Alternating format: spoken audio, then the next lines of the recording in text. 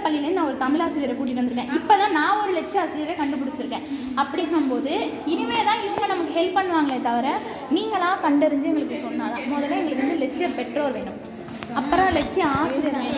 ஏன்னா எங்களுக்கு வந்து இதெல்லாம் இருந்தால் மட்டும்தான் ஏன்னு வச்சுக்கோங்க. உண்மையாக சொல்கிறேன், இதில் இருக்க ப்ராப்ளம் வந்து யாருக்கும் புரிய மாட்டேங்குது. ஏன்னா மாணிக்க மாணவர்ன்றது என்னன்னே இன்னும் உங்களுக்குலாம் புரியலைன்னு எனக்கு தெரியுது.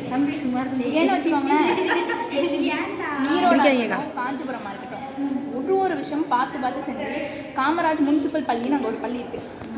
இந்த நிமிஷம் அவங்க டாப் அங்கே எப்படின்னா அவங்களுக்கு கல்வி கோயில் விருது. நம்மளாலே வாங்க முடியாமல் இல்லை, நமக்கு வேலை பார்க்க ஆள் இல்லை, நம்ம சொல்கிறத கேட்க யாரும் மாட்டேங்கிறாங்க. அட்லீஸ்ட் என்ன தெரியுமா, நம்ம மாணிக்க மாணவரில் சாப்பிடும்போது எல்லா மாணிக்க மாணவரும் ஒன்றா உட்காந்து சாப்பிடணும். அது எந்த ஸ்கூலில் முடியுது? கோஎடில் வாய்ப்பே கிடையாது. பட் நீங்கள் வந்து கேம்பெல்லாம் போய் அட்டன் பண்ணிங்களா, ஆண் பெண் அங்கே எந்த ஒரு இதுவுமே கிடையாது, எல்லாம் ஒன்று அப்படின்னு சொல்லிட்டு தான் நம்ம எல்லாமே பண்ணிகிட்ருக்கோம். அப்படிங்கும்போது முதல்ல ஸ்கூல்ஸில் சப்போர்ட் இருக்கணும். முதல்ல என்ன மாணிக்க மாணவர்களை ஒற்றுமை இருக்கணும்.